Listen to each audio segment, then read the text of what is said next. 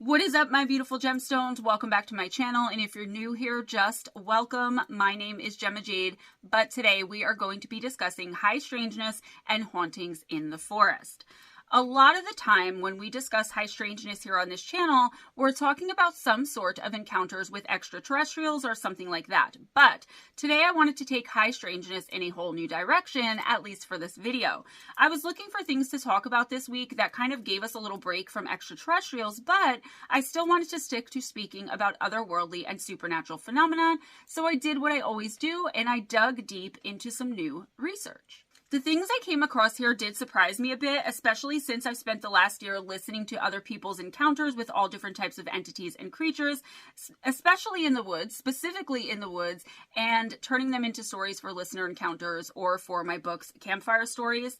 And I thought at this point, after all of that, I'd come across everything. I've seen it all. Boy, was I wrong.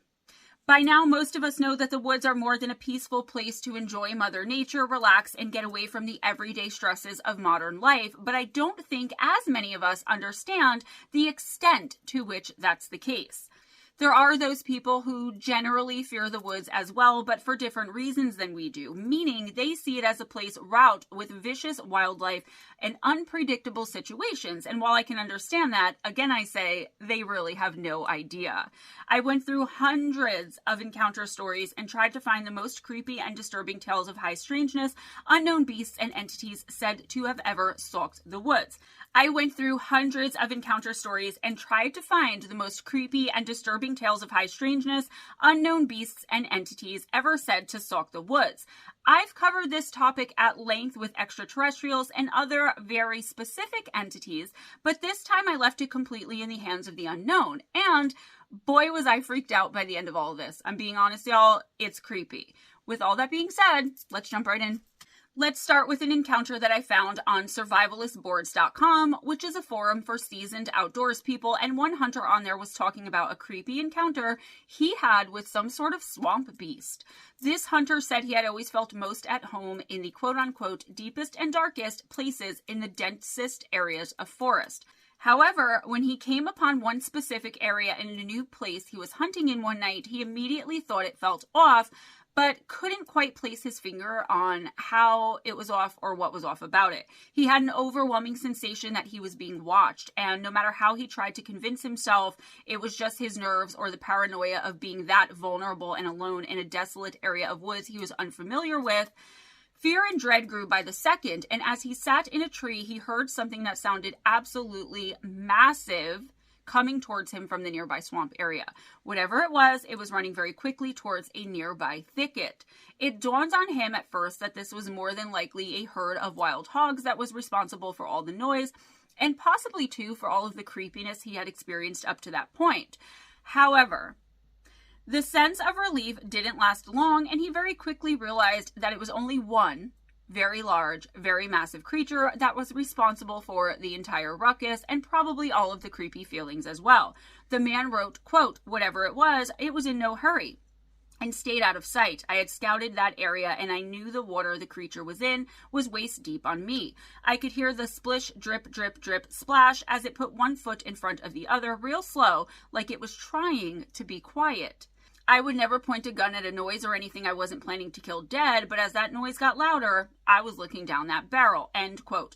Whatever it was eventually went charging into the thicket, and that's when all of the other creatures in the forest, ones that had just been very loudly making their own types of noises and sounds, went completely silent immediately and all at once. The frog stopped croaking, the birds stopped chirping, and the forest around him was thrown into an incredibly eerie silence. The hunter never did see what it was that had been out there with him that night, but a few days later, he went back to retrieve a bag he had accidentally left out there, and he discovered deep claw marks in the trees surrounding the stand he had been in waiting in, and his bag was also missing. I brought this one to you all because this is one of thousands of stories I've received, and just that I've randomly happened to come across when someone very familiar with the forest they're in can't identify some sort of a gigantic and seemingly massive creature that's racing through the woods around them and making all kinds of loud and unknown, unusual noises. So I get sent stories like this all the time, is what I mean. And when you think of something in the forest, you can tell the difference between, say, a bear tumbling towards you or running at you and a squirrel running around somewhere out there, right? As human beings, we do know the difference, and you don't have to be familiar with the woods or the forest at all to understand the difference between the sounds a very large animal would make and a small one would make. But what made this interesting to me too is that he somehow kind of instinctively knew that whatever this thing was creeping around. It was trying to be quiet, which means there was an intelligence behind it. Now, yes, animals know how to stalk prey, and sometimes they will stalk human beings, but I get the feeling that this was something altogether different. It was like more calculated, right? Because the thing was trying to stay out of sight. It was, I don't know, it just gave me a very strange feeling. So what could it have been? It literally could have been anything. But with some recent information I've come to understand about Bigfoot and creatures like Bigfoot, I personally believe they can keep themselves invisible until they choose to be seen. And I'm confident that's exactly what was happening here. Maybe it just wanted to mess with him a little bit, otherwise it could have easily gotten him out of that tree stand. I mean, let's be real. Maybe it was otherwise distracted and only smelled his scent in that stand after he was already long gone, and the deep claw marks were a sign of frustration or rage. I don't know, and of course, I'm just speculating, so please let me know what you all think in the comments below. I do not spend much time in the woods, and that's on purpose. So if y'all have any other ideas, or maybe you think you really do know what it was, let me know. Massive and mysterious beasts in the night aren't the only frightening things in the forest, as we all know by now. And on the UK's Anglers Forum, I found a fisherman who recounted his terrifying experience while in some woods in France. This was particularly interesting to me, personally, because I'm also working on a script for the near future, specifically focusing on fishermen who have had paranormal or supernatural encounters in the woods. The witness wrote, quote, "During the late afternoons, I had the feeling of being watched from the woods at the far end of the lake. Each day, at the same time, the feeling would return, usually around dusk and from different areas, as if whatever it was getting closer," end quote. This witness had camped near a chateau that was riddled with bullets from the Second World War, and when he woke up one morning, he got the shock of his life. He said of what happened, quote, "I decided to make a brew, and as I flicked on the lighter, the spark silhouetted the face of a helmeted German soldier peering into my bivvy from the darkness outside," end quote. He discovered later on that that specific area of woods that he had been in at that time had been the site of a really bloody and very deadly, fierce battle between German soldiers and American soldiers. The Germans tried to flee from the area, but were ambushed by a reserve fleet, and after they were killed, they were randomly scattered and buried throughout the woods. Now, this doesn't really surprise me, but I don't think there was anything particularly menacing about what the fishermen saw early that morning, and more than likely it was merely the case of a residual haunting and really nothing more than that. However, I can see how that would be absolutely terrifying to someone who isn't used to just casually seeing ghosts, especially a fisherman, right? Somebody out there fishing who isn't there for that, right? He is not there for the ghosts. He's there for the fishing. Before I go any further, I would like to at least try and explain briefly what I mean when I say something is more than likely a residual haunting. And I think many of you will already know the meaning of residual haunting, but for those of you who don't, here's my best attempt at least.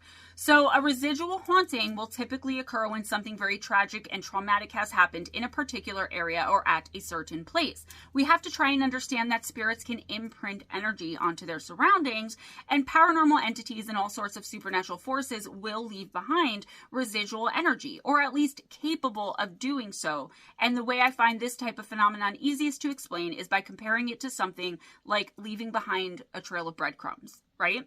They do this often once they're gone from a particular space, and while many experts and other people are of the opinion that it's what we, the living, do with the residual energy when confronted with it, that's what matters, I, as usual, am of a whole different opinion. Basically, and I know I'm doing a horrible job at keeping the explanation short and sweet, but that's just me, right? So think of it too like a recording, playing over and over again at the same time in the same place every single night. If someone is murdered, for instance, and they didn't see it coming, especially, that's an extremely tragic, energetic exchange, not to mention an incredibly powerful one. And while some experts believe the murdered spirit is reliving their death over and over again, that's not actually the case. It's just that the energetic imprint on that area was so incredibly powerful and emotional, it repeats itself. It can be an imprint that was left there 10 minutes or thousands of years earlier, and the more the living encounter an individual imprint, the more power that's given to it. While it's true that sometimes a spirit will be left in agony and confusion and will be tormented night after night with reliving their own death, the odds of that actually being the case during a residual haunting are astronomically small. So this soldier the fisherman saw in the woods was probably from a moment in time, sometime in history, when that soldier was in an extremely traumatic and emotional situation, and the witness happened to glimpse that energy. It usually does happen very randomly. One other quick example of this is the piece of wall from the St. Valentine's Day Massacre that's in a museum that gives off EVP phenomenon of a man asking if he'd been shot, and also some claim you can hear the shots being fired, like you can hear the bullets hitting. It isn't that the spirits who were slaughtered are attached to that piece of wall, but the energy from the very traumatic event is. One last thing is that residual hauntings can be audible, visual, olfactory, or a number of other ways to appear to the living. This phenomenon is intricate, and so I hope I've done an okay job at least of explaining, because now I'd like to move on with the rest of the video. Another man whose story I found on the survivalist boards had a somewhat similar experience when he said that he woke up to the sound of roaring water. He crawled out from under the tarp he was camping beneath, and the sound stopped abruptly. A few minutes later, the roaring water sound resumed, but then it was accompanied by the sounds of men screaming and logs crashing. The man and his dogs explored all around the area the following morning, but they never found anything strange or out of place, or anything that would explain the noises they were hearing. That guy wrote, quote, "To this day, I don't know what it was, but I have my ideas. I was told that the land remembers, and that's fine. I just don't need to be there when it's remembering," end quote. I chuckled at that statement because it's so relatable to so many people I know and who I deal with on a regular basis. It's like, that's all well and good. I just don't want to be around it. Like, that's fine. I don't want to see it. Be around me all you want. Just don't show yourself, you know? I get that a lot. I also came across a terrifying encounter that was had by a member of the Philippine Marine Corps while in the jungle. His unit had received reports of enemies in the area, that they had been spotted there, and so the man set out on patrol to make sure everything was on the up and up. It took 3 days of straggling and going through the bush before they finally spotted a faint figure in the distance. Once they got closer, though, they realized that the figure wasn't walking exactly, but that instead it was floating. But that wasn't the scariest thing about the situation, believe it or not. The soldier wrote, quote, "The figure was dressed like a normal living person, but it had no face. The best I can describe it is as if the face were erased. Its skin was very pale, as if drained of blood. It seemed to have bullet holes across its chest. At one point, it stopped gliding. I looked through my rifle scope, and I had the fright of my life when I saw it looking back at me with its featureless face," end quote. I don't know why some spirits take on the visage of, having no face. And I also know there's something called, because we've discussed it here on this channel throughout a couple of videos and in live streams, faceless entities. There are many different types of faceless entities, and some of them are spirits who just simply maybe don't want to show themselves to you. I don't know. In more recent years, I've come across thousands of cases of trail cams allegedly picking up a range of terrifying pictures, and I've seen everything from images of Native Americans to extraterrestrials to alleged black-eyed kids, which I'm not so sure about because in almost all cases I'm familiar with and that I've been able to actually verify, especially throughout writing my book, the BEK tend to not show up on video images at all. And most people who see the videos like that on the internet claim to have been able to debunk 99.99% of them fairly easily. As most of you know, I'm not the best by any means at all with editing even simple things like my videos. So I can't speak to that because I use my gut and instinct to decide if something is real or not, combined with, of course, my common sense. Let's move on to an encounter posted on Reddit by someone named Starlove36918, and this user said that her mother told her a crazy story about how she had encountered something insidious and hungry in the woods when she was only 15 years old. At the time, the witness, so the mother, lived in an isolated village somewhere that was completely surrounded by dense and somewhat foreboding woods. So the woods were creepy, and everyone in the village, though they understood that, they couldn't really put their finger on why they all felt they knew it wasn't right in there. The area was also mountainous, and she would go with her own mother, so Starlove's grandmother, into the woods to collect wood for the fire stove or whatever else they needed wood for, I don't know. On this particular day, she woke up at the crack of dawn, as usual, and saw it was a bright and clear, calm day, and the perfect day for she and some other girls from the village to go and collect that wood. Starlove continued about her mother's experience by saying, quote, she said she was woken up by her mother and was told to get ready to go into the woods. She got up, dressed up, and went outside of her home. The girls were waiting for her at their front door. Together they went towards the mountains. She said when they were going up the mountains, everything was usual. Girls would sing, make jokes and stuff. As she was following the girls on a trail up the mountain, her skirt was caught by the bush. When she stopped to get her skirt free, she said she woke up. There were no girls. She was alone at the mountain in the middle of the night by herself. She said that she didn't remember anything until after she woke up at her parents' house. A shepherd man found her fainted and carried her back to her parents' house. She lost her ability to talk for a while, she said, because of the trauma. She said that all her hair fell out. I'm not sure, maybe because of the trauma. This story always scared me, end quote. This encounter screams the Fae to me, and that's for many reasons. Mainly, I believe the woman who was the girl at the time possibly had some Fae blood or some other connection to the fairies that she didn't know about, or it's possible with living in that area when she was little and for her whole life up to that point, that she had possibly at some point befriended one and then inadvertently did something to offend it or some others of its kind. I also wonder if perhaps she was spelled by the Fae and they waited for that moment in time to collect whatever it was they wanted or needed from her. Of course, that's my own speculation, guys, and the possibilities are endless. This isn't the first time, not by far, that I've read through an encounter like this, and I'm absolutely certain it won't be the last. What do you all think about this one? Let me know in the comments. The possibilities are literally endless here. So I grabbed another post from Reddit, this one from user Lola Likes to Run, and this one involves fairies or some sort of other forest spirits, and I'm positive about that. I just don't know which ones.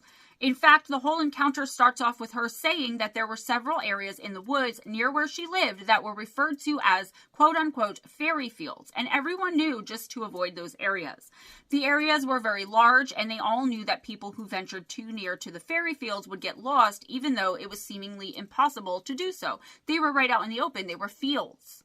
The witness said that the legends had it that the reason people would randomly get lost like that in those particular areas was because the fairies would cause them a lot of mental confusion in order to punish them for daring to step foot on or anywhere near their own, meaning the Fae's, personal spaces. Our witness admits she didn't put much stock into the stories and figured they were just some old wives' tales meant to keep children from roaming around certain areas of the forest due to the real dangers like predatory animals and things of that nature. However, she would be proven wrong in her disbelief, and she wrote about it by saying, quote, I am a fairly skeptical atheist, and I don't believe in this sort of stuff at all, but something kind of odd happened to my brother and I when we were younger. We were taking a shortcut through the woods and fields near our home. When we were about 2 to 3 fields from our house was when it happened. We got lost. When I say we got lost, I mean we couldn't find our way out of that field. It wasn't even that big, but we spent over an hour walking around and around the perimeter without finding a way out. We were starting to get a bit freaked out. My brother at this point had put on his jumper turned inside out as prescribed for these matters in our local folklore, and jumper here probably means sweater. When we finally saw it, a large wide open gateway that wasn't even closed or obscured by overgrown bushes or brambles. Still don't have any idea how we possibly did not find that in like 5 minutes, end quote. So I've heard of people turning their clothing inside out in order to escape a fairy trap, but I've never actually heard of anyone really doing it, except for in stories and encounters I came across while researching for my book, and most of those were from literally centuries ago. I love that the people in this little community not only taught their children about the Fae and about respecting their spaces, but at least some of the ways to avoid being caught by them and in their traps altogether. Good on those parents and on Lola's brother for thinking fast. They very well could have ended up a case on this channel with a not so happy ending, as I often speak about the people who randomly go missing in the woods under strange circumstances. I'm glad Lola and her brother made it out, but I'll say this, I hope they put some protection measures in place afterwards, because the Fae are a very spiteful race of beings, and if you escape them or their traps, they see it as you got one up on them, and normally they won't stop until they get you back. One way or another, it becomes a game that they play very well and that they play tirelessly. Y'all know I love stories on Reddit, or at least the ones I believe in enough to bring to you all here on this channel, so let's get another encounter from Clavin and see what happened to him when he was about 10 or 11 years old and visiting Big Bear Lake in California. That's another area we discuss relatively often, and it's another one of those mystical places where reality is very subjective and strange things seem to happen more often than most other places like it. His grandparents lived in a cabin near a lake there, and he was visiting them, and he went and did that several times a year, so it wasn't anything new, and he was fairly familiar with the area. One thing he was always aware of was how unsettled the surrounding forest made him feel all the time, like he was being watched by someone or something within it, but he never saw anything out there that was unusual, and he didn't understand where the feelings or discontent and fear were coming from. Regardless of how creeped out the woods made him feel, though, he went with his dad and his uncle often to hike and camp out in the woods around the lake near that grandparents' cabin. On the day he had his encounter, he said they were hiking in an area they knew very well, and they were on a trail they had hiked dozens, if not hundreds of times before. He explained, quote, "Anyways, me, my dad, and my uncle were walking on a trail that we'd been on hundreds of times before, and we reached the first peak of the hill that we usually like to stop and look out at the view from. My dad and uncle wanted to keep hiking for a bit, but I decided to go back to the cabin on my own as it was only 5 to 10 minutes away. I head back down the usual path that I got on, not thinking too much about it, when I realized I have no idea where I am. Everything looked the same as usual, but something was wrong. The normal path was different in a way I really can't explain. It seemed to be 10 times as long as usual. Everything was silent, and there was absolutely no wildlife around me, not even a squirrel. I kept having all these morbid thoughts coming into my head about how I was lost forever, or how some sort of creature was going to swoop me up. Every 10 minutes or so, I'd end up at a part of the trail that I definitely recognized, only to be in a completely alien area moments later. The path kept winding and winding downhill, and the sun was setting pretty rapidly. I had to have been walking in the direction of the cabin for more than an hour because I remember I kept checking my watch and panicking. At this point, I just accepted I was lost. I finally made it down to the street and was relieved to be able to orient myself, but it was only 1 street away from the cabin, although I should have been much further away. I was expecting my father and uncle to be home by now and for my parents to be worried about me being gone so long, but instead, my mom asked me why I was back so soon. I asked my dad how long they were out as well, and they said they had only walked maybe 15 minutes longer from where I left them, end quote. So normally when I see stuff like this, I see it as someone thinks they're only gone for a couple minutes and they end up being gone a really long time. This is the opposite. This person thought they were gone a really long time, at least a little more than an hour, possibly several hours, and they were only gone for like 15 more minutes than they should have been, is what I understood from this. This sounds to me like this guy walked into a fairy trap, and he's very fortunate that no fairies were around at the time. Guys, I know it might get annoying that I'm constantly talking about the missing in the woods and that whole phenomenon, but I'm serious when I tell you, and that's why I literally wrote the book on it, that the Fae are out there, and they do have specific ways of trapping us for whatever reason it is that they choose to do so. The confusion and disorientation is something that's so very common in the woods, and that's because no matter where you are, when you're in the forest, you are on the Fae's turf. Period. Reddit user Ravens Mysteries 1331 posted something similar, and for me, it's just more proof that there's at least something, right? There's just something out there that's seemingly trying to lure helpless and unaware human beings either into another realm or into some other time and place altogether. I have some information about what happens to a lot of the people who go missing in the woods in the blink of an eye and without a trace that I've discussed many times and at length in live streams and even sometimes in these pre-recorded videos on this channel. They go to a place that's other, but that's very similar to here, and their options are assimilate or die and have your body returned to the woods from which you were taken deceased, okay? I'm not saying that this is what happened here, obviously, because the poster got out of the trap and lived to tell the tale, but not everyone is so lucky every single time. So anyways, one day Raven and her husband were camping at a place called Deep Creek Campgrounds, and while they were exploring a new area one day, they saw a strange road and tunnel that were very secluded and that they hadn't noticed before. They entered the tunnel merely planning to walk through it and come out the other side, but a series of bizarre events showed that it was much easier said than done to do something so simple. Ravens wrote, quote, "We go through the tunnel. This is where it all gets a bit weird. What should have been maybe a 10-minute walk turns into 30. We're not really panicking, but we're still not out of this damn tunnel. We're filming and realize the timestamp on the camera keeps changing. The phone is fairly useless, but keeps showing weird times, notifications, etc. Finally, we reach the end, and I decide there's no way I'm going back through. Here's our second mistake. There's a trail going across the tunnel. My husband wants to go back through, then meet us while I and our daughter go over the top to wait." Okay, so their daughter was with them. I didn't know that. "At the top, the trail ends, which is unusual, but not a big deal, as I can see the trail we came up, and my husband will be coming up shortly. I take pictures, full panoramas, everything, never out of sight of the trail. Husband shows up, and we start looking around for the next trail or any trail, never going more than 150 feet in any direction by ourselves, while one of us stands near the trail. We decide we can't find it, and we head back down the trail. The trail that is now not where it was. But that's okay because I took pictures of some unusual trees and things, so I'll use them as markers. I open the pictures, all of them are timestamped wrong, and the images are different. The entire skyline, 100 feet away, mountains, etc. are completely different. And now we start to get worried. We look for nearly 3 hours, how to get down, how to find the trail back. We find nothing. Finally, we realize we're fairly screwed and start planning what we're going to do, at which point the glitchy phone gets a phone call and we realize it works. We call 911, who puts us through to the ranger rescue team. They find us maybe an hour later, mere feet from a trail and 1 entire mile from the tunnel. At this point, we go on our merry way and decide we're never going to hike again." End quote. I wish she would have gone into more details about the weird times and notifications, but she didn't, because honestly, I think that would have told us a lot more about what could have possibly been going on here. So they walked into another dimension, and the bizarre and oddly out of place, very secluded tunnel was obviously the entrance. I'm certainly not judging them because I would have gone into it too, but I will warn you all against it because these 3 are extremely lucky they got out and that their phone worked at least enough for them to call 911, which to me was a little sus that their phone would ring right at that moment. But I believed in this story enough of the details that I decided to bring it to you all, even if I think some are a little sketch and a little sus. That's the most bizarre part of the whole thing for me. I believe they were being lured or sucked into some sort of time warp or alternate dimension, and I really wonder if they did in fact come out of this intact, meaning dimensionally. Was anything different or noticeably changed or strange about their lives once they were out, or did they notice anything off or odd about one another after this event?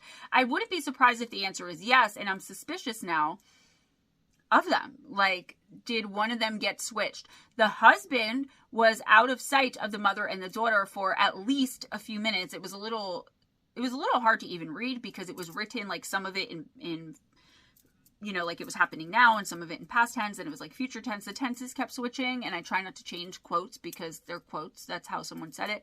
But I'm wondering, you know, did something happen with him? Would he or could he or any of them have been replaced with whatever lured them into that place in the first place?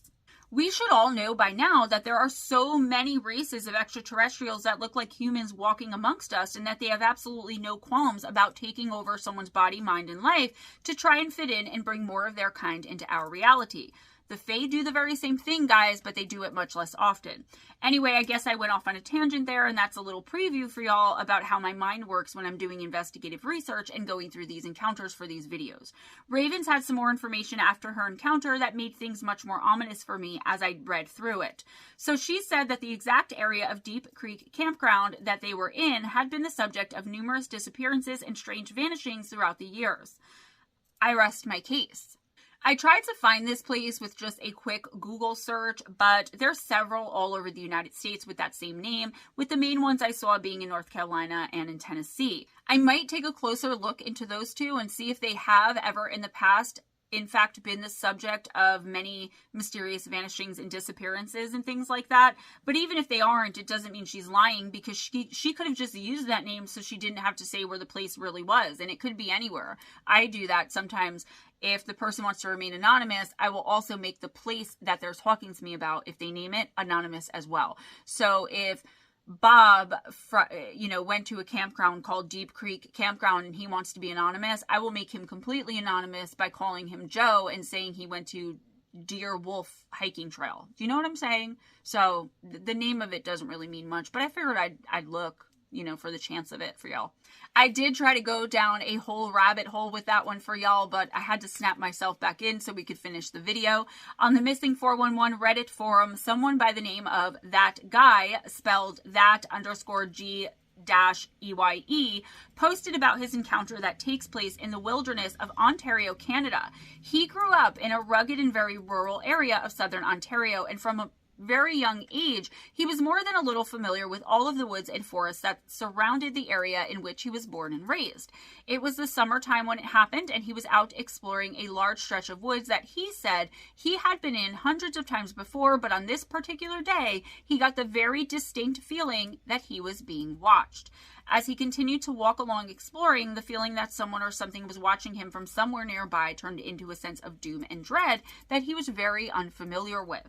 He loved the woods, and that area in particular had been a favorite for him to go out on his own and walk around in. He was feeling anxious and panicked, but he didn't understand why. He didn't understand what was happening around him. Finally, when he heard a random bell in the distance somewhere, he became creeped out enough that he decided it would be best if he just went home and got out of the forest, at least for the time being, altogether for a little while.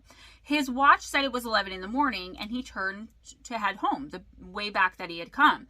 As soon as he turned around, though, everything was different, and he didn't recognize the trail he was on anymore or the woods surrounding him. This one is really bizarre, but at the end of the day, it made total sense to me, and I'll explain after I tell you what happened. I'll explain why it kind of made sense.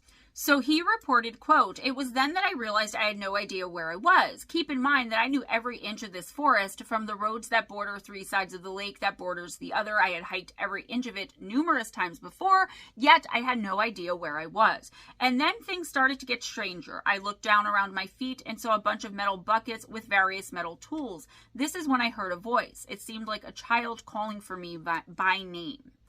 The voice was light and seemed to flow effortlessly in the wind. In my panic, I assumed it was one of my sisters calling me to come home, so naturally I called my sister's name back. When I got no response, I took my phone out and tried calling, but this being in the middle of nowhere on the Canadian Shield, I didn't have service.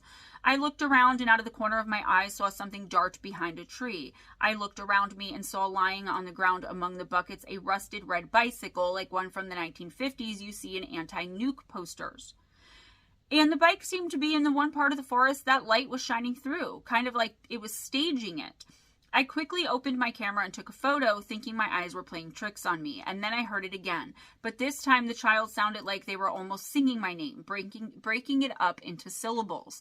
I started to quickly walk away, hoping that I would end up anywhere but in this area. But the voice seemed to follow me, and I kept seeing glimpses of something running behind the trees, trying to keep pace with me.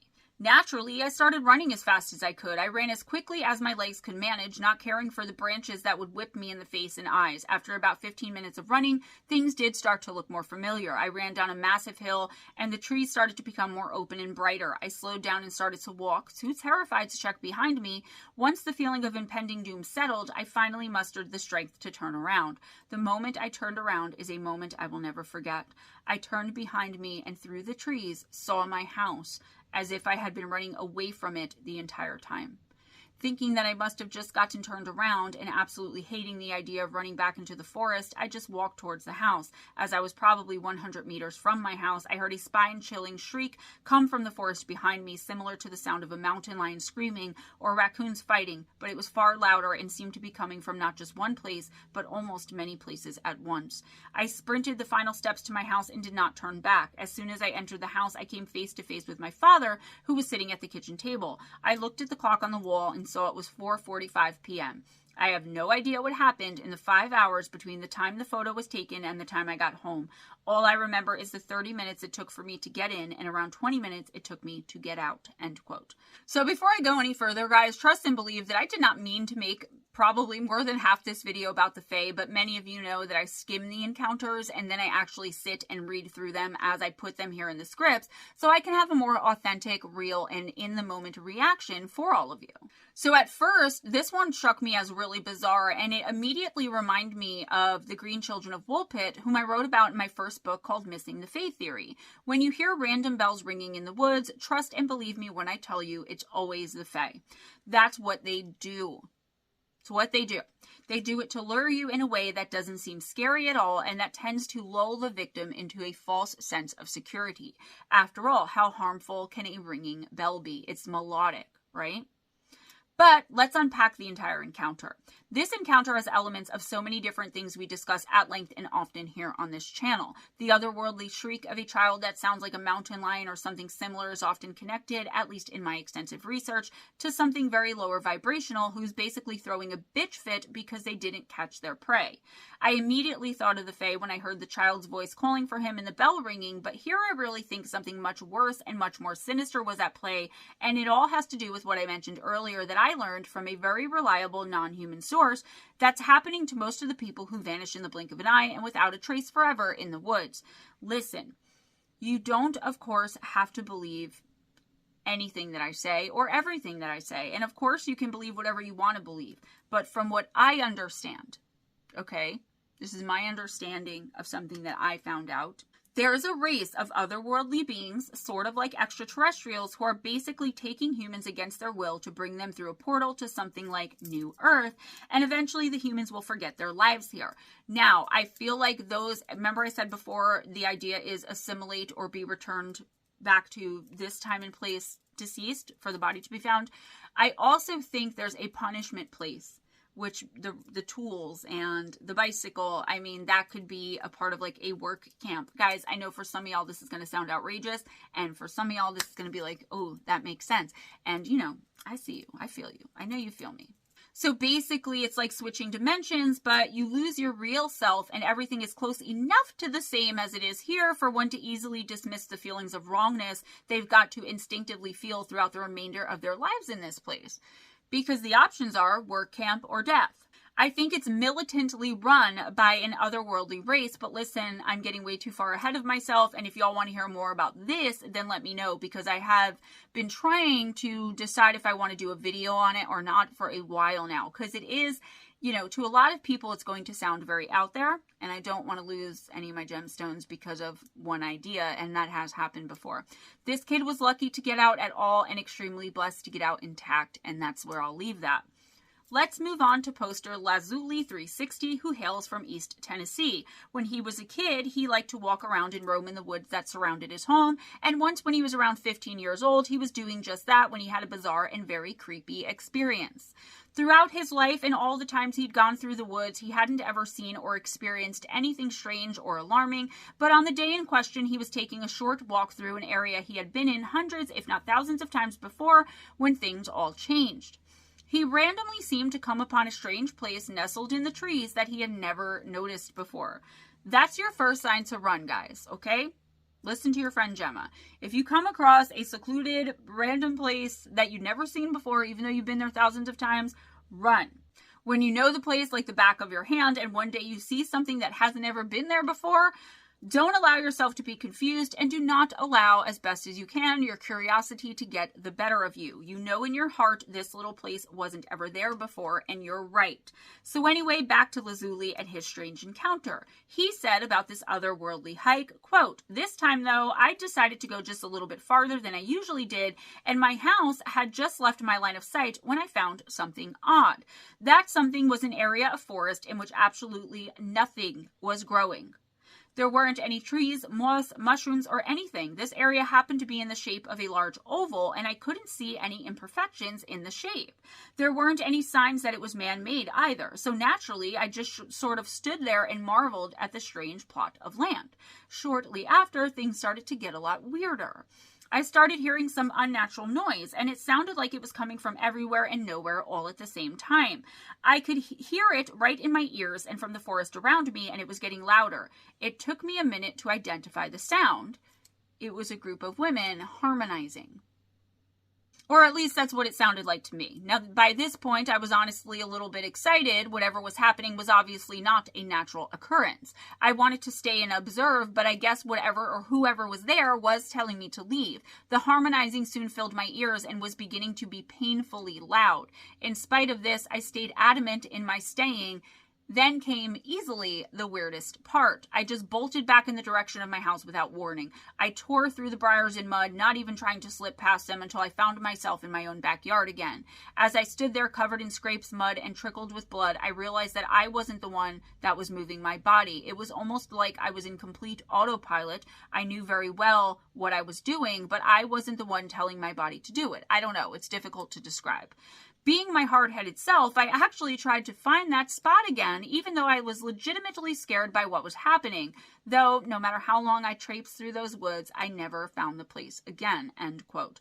Lazuli, you're our kind of people. He didn't want to leave, and he definitely wanted to get to the bottom of what was happening to and all around him. He wasn't initially scared, or at least his fear wasn't overshadowed. It was overshadowed by his curiosity. I applaud that, because that's what I would have done. But I think he walked into a portal on accident that he happened to come upon before it had the chance to close or something. It could have been the Fae or entities from another dimension or time. I honestly don't really know with this one. And they weren't trying to lure him, but wanted him gone before he saw anything more that he wasn't supposed to see, probably. He's lucky that whatever that force was, that it was able to overtake him and force him to get the hell out of there, because that was a warning if I ever saw one. Looking for the portal again even makes sense because of how interested he was about it the first time, but he's lucky he didn't find it again, and it's likely he won't ever find it again either, and no one else will. Something probably got into a lot of trouble for allowing a human being access to whatever that was, even if it all did happen by chance. Meaning there's some higher up entity somewhere that's like, how could you let that happen? Bob. So I want to talk about one more case before we end here, even if this video does end up being ridiculously long, and I tried to speak a little bit faster than I normally do, whereas normally I try to slow it down just so that y'all aren't sitting here for more than an hour, and I sincerely hope I've managed to capture and keep your attention this entire time. So for those of you who are still watching from the beginning, it means more to me than you know. Please believe that. With everything we've been discussing here on this channel for the last 3.5 years or so, it's no wonder that hunters would also have their own brushes with the insane and paranormal while out doing what they do in the wilderness. They say if you spend enough time looking up in the sky, you are bound to see a UFO or something similar, and it's definitely true for when you spend time in the woods, especially alone. In fact, I think it's even more true about the forests than it is about the skies. Our final case comes from a hunter who calls himself James Dalton. I don't know if that's his real name or not, but I had to include his story in this video and thought it would be the perfect fit for the last case of the day. So James was squirrel hunting with his father and brother, and they had decided eventually to just split up and meet back at their vehicle when it got dark out there. There was nothing strange happening, and nothing had been weird throughout the entire day. They split up like that all the time, usually around the same time, so they could all have their own time to like hunt by themselves, I guess. You'll have to forgive my ignorance here, as I am definitely no hunter and haven't ever been camping in my life. Glamping sounds amazing to me, but you know, not the point. Okay, back to reality. So James was walking by himself through an area of forest he was more than familiar with, and that he had been in many times, and that he had been in that very day earlier in the day with his dad and his brother. So this is not unfamiliar territory here. Suddenly, he said a wispy fog started to seep in all around him and throughout the trees. As soon as the fog started to form, the whole forest went completely and totally silent. James stopped for a moment to get his bearings because he was suddenly feeling very uneasy, understandably so. His ears started to ring very loudly, and he was incredibly unsettled. He was feeling so strange and uncomfortable that he decided not to even try to hunt anymore and thought to head back to the car right then and just wait for the other men as planned. As he started back towards the car, though, he heard something coming through the woods right at him, and at first his mind tried to explain it away logically, telling him it was merely a squirrel or an opossum or something like that. Whatever it was fast and seemingly headed directly for him. Now, I admittedly do not know anything about the forest or how wild animals behave, but even I think at least that I know that a squirrel or a possum, any wild animal, isn't going to run directly at a human being. James explained the rest by saying, quote, "This is very, very unusual behavior for a wild animal. At this point, I lowered my shotgun and pointed it at the so far unseen animal. When I did this, the thing changed its direction when it was about 30 feet from me and ran off to my left. I never did see what it was, and I've assumed all these years it was something so small I could not see it, even though it was moving the ferns pretty well as it ran through them. Whatever it was kept going until it was about 50 feet from me and stopped. The ferns were only about 2 or 3 feet tall in that area and not very thick. I could never figure out why I never saw this thing. I then walked forward in the direction of where this thing had come. I decided to walk to my right a little and in the direction of where my brother should be and just get out of there. After walking a short distance, I came to a very thick and tall patch of briars. The briars were about 8 feet in height and about 10 feet in depth. I remember thinking that I had never seen such a large patch of briars in that area before. I looked in both directions to see if there was a way to walk around the briars and could not see an end in either direction. It reminded me of a very large row of concertina wire from a World War II battlefield. My first thought was, oh well, I'll have to go back the way I came. As soon as I had this thought, I was overtaken by a very, very ominous feeling that something wasn't right here.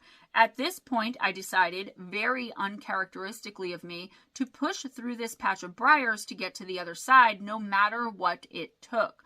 I got scratched pretty badly on my arms while doing this, but could not help myself.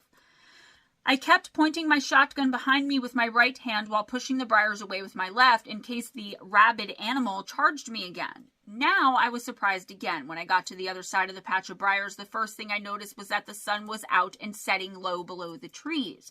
The sky was clear again. It was 5:30 p.m. now. I could not believe it had taken me 2.5 hours to walk 200 feet. I could hear birds singing and squirrels barking. The atmosphere was back to normal, and I knew everything was how it should be. Then I heard my father beeping the car horn, signaling it was time to go. What a great feeling it was to hear that horn. I never did tell my father or brother about this experience. I'm not sure why. Maybe because I knew that it was such a strange experience that they would have had to have been there to feel the foreboding feelings to really understand it. End quote. Before I go into what I wrote here, going through this again, I did start thinking of like Glimmerman. If not, because the Glimmerman has been known to like scuttle around very quickly, kind of like a pale crawler, but faster on the ground every once in a while in some encounters that I've read about it. But if not the Glimmerman, then there's this idea too of cloaking, right? We are seeing it all the time in the woods, on, you know, random city blocks, in our bedrooms at night when we're waking up, this cloaking of the entities doing this to themselves to make them unseen, maybe to heighten the fear so they can have more fear food once they finally do the big reveal of themselves, right? I mean, I don't know, but that's what popped into my mind here now. Initially, though, I wrote, guys, this is just another incredible story of someone accidentally crossing into another dimension in the middle of the woods, perhaps through an unseen portal or something, and living to tell the tale.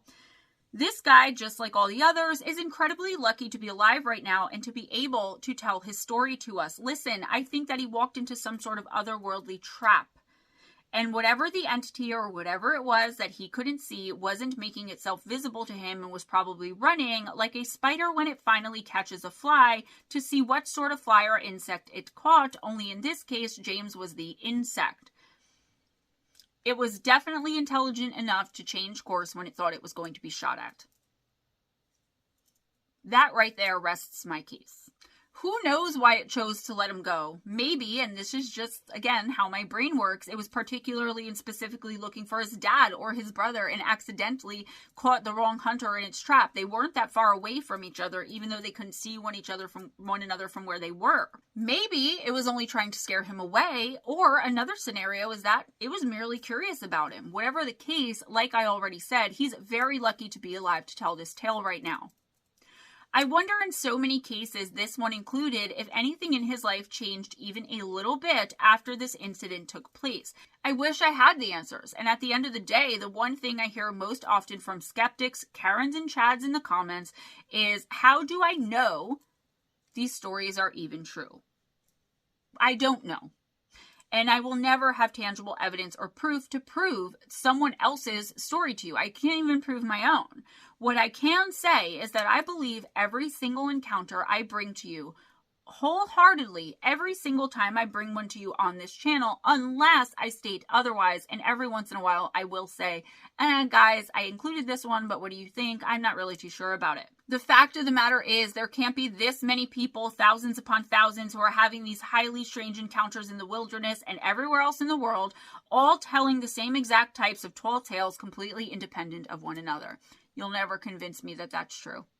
So, which one of these creeped you guys out the most? What are your ideas about what happened to these people specifically in each case? Let me know your answers in the comments below, please. But as always, respect the posters who came to tell their stories at great risk, because putting things on the internet isn't always the easiest thing to do with how horrible people are to one another, especially in the comments. And trust me, I would know all about that.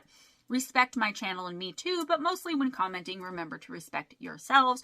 That's all I have for you today, guys. Please give this video a big thumbs up if you enjoyed the content, if you enjoyed hanging out with me, and if you watched in the premiere and enjoyed hanging out with one another. Please spread the love by sharing this video, subscribe if you haven't already, and make sure your notification bell for all videos is turned on.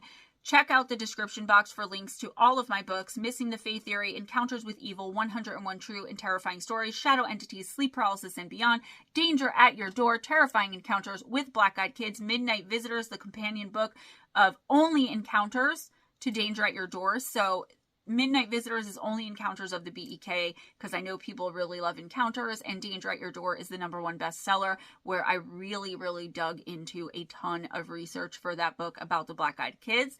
Then there's Campfire Stories Volume 1 and Campfire Stories Volume 2.